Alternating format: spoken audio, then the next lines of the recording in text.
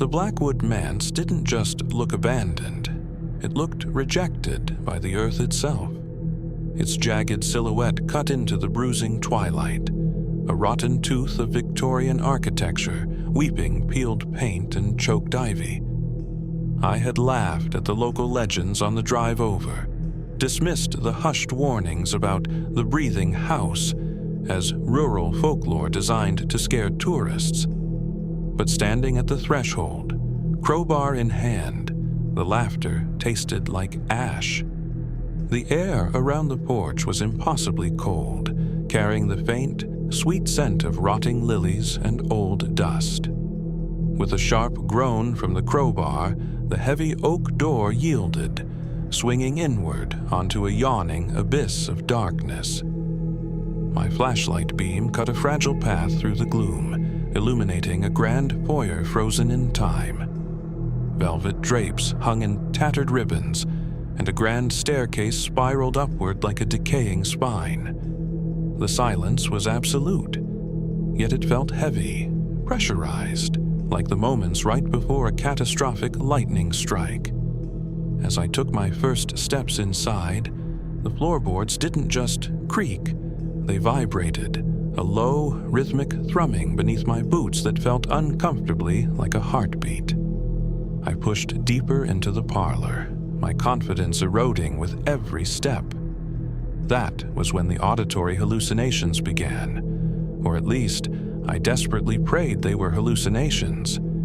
It started as a wet, dragging sound from the ceiling directly above me, followed by the distinct, frantic scratching of fingernails against wood. I froze, holding my breath, tilting my flashlight upward. The plaster was stained with damp, dark patches that seemed to slowly expand as I watched. A drop of thick, copper-smelling liquid fell from the ceiling, splashing directly onto the lens of my light, tinting my only sanctuary in a sickening shade of red. Panic, cold and sharp, finally flooded my veins. I turned to bolt back toward the front door, but the house had already rewritten its geometry. The grand foyer was gone, replaced by an impossibly long, narrow corridor lined with identical closed doors. From behind each one came a chorus of desperate, muffled weeping and violent, rattling handles. My flashlight flickered violently, the red-stained beam dying down to a dull ember. In the fading light, the wallpaper, a faded floral pattern, began to twist and writhe, the painted vines stretching out from the walls like skeletal fingers reaching for my clothes. The final plunge into darkness was accompanied by a sound that shattered my sanity. The heavy front door slamming shut miles away, followed by a wet, ragged exhale directly against the nape of my neck. The house wasn't just haunted. It was a living, predatory organism, and the front door had been its jaw. As freezing, unseen hands wrapped around my ankles to drag me into the floorboards, I realized the terrifying truth of Blackwood Manse. The ghosts weren't trapped here by a curse. They were still being digested.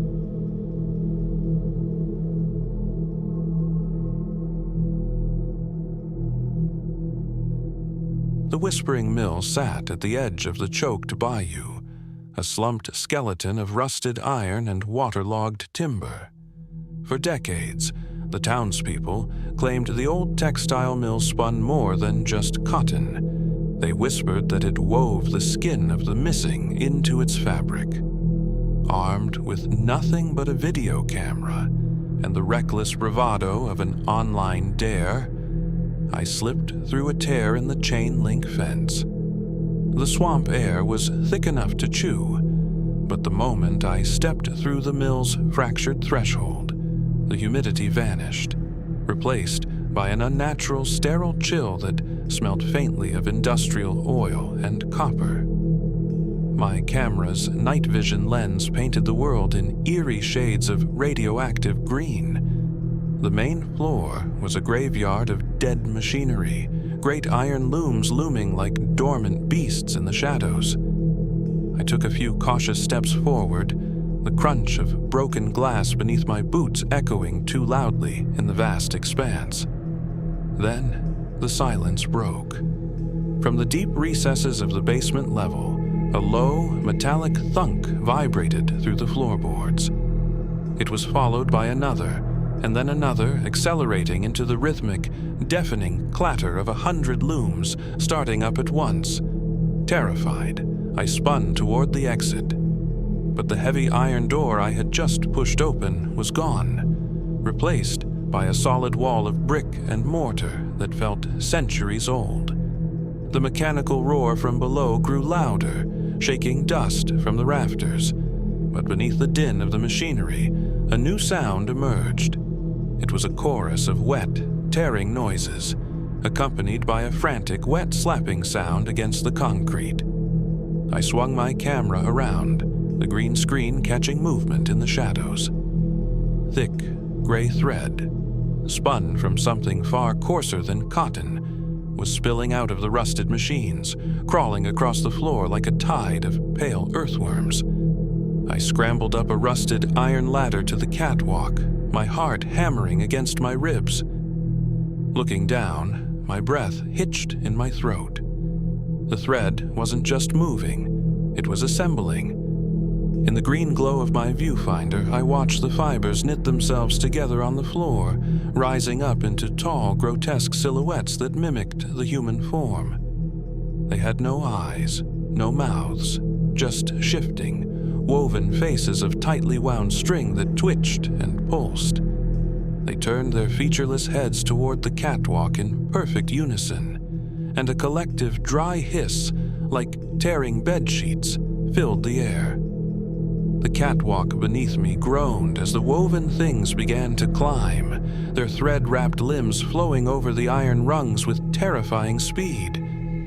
I backed away until my spine hit the cold brick wall, my camera shaking violently as the first entity breached the platform. It reached out a hand, its fingers unraveling into hundreds of fine, needle-sharp threads that pricked the skin of my face.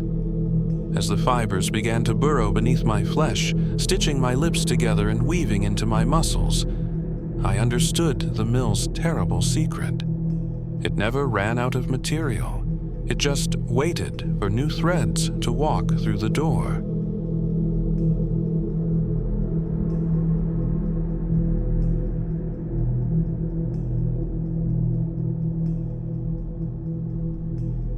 The rotting carcass of the Miller estate loomed over the cliffside, its jagged roofline resembling a row of broken teeth against the moonless sky. Local kids called it the choke house, swearing that the air inside was thick enough to strangle anyone foolish enough to cross the threshold.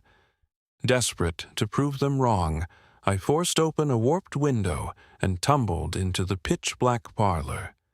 The stench hit me instantly, not of rot, but of ancient, stagnant water, as if the entire house had spent a century submerged at the bottom of a silent sea. The moment my boots touched the floorboards, a heavy, freezing pressure slammed into my chest, making my first breath inside taste like brine. I clicked on my flashlight, the beam cutting through a dense, swirling fog that didn't rise from the floor, but seemed to bleed directly out of the peeling wallpaper. As I walked, my boots made wet, splashing sounds, though the wood beneath me looked bone dry. That was when I heard the coughing. It started as a faint, wet rattle from the ceiling, but quickly multiplied, echoing from the walls, the floorboards and the empty doorways until a chorus of drowning, unseen lungs surrounded me. Panicked, I lunged back toward the window, but the glass had instantly frosted over with thick, black ice, sealing me inside the suffocating dark. The air grew rapidly heavier, turning to the consistency of thick gel as my flashlight battery died with a pathetic flicker. I gasped for air, but my lungs filled only with a freezing, invisible fluid that burned like liquid nitrogen. In the absolute darkness, Unseen, wet hands wrapped around my throat, pulling me down into the invisible tide that now filled the room. As my consciousness began to slip away, a ragged, watery whisper echoed directly inside my mind. "Breathe deep. You're part of the reef now."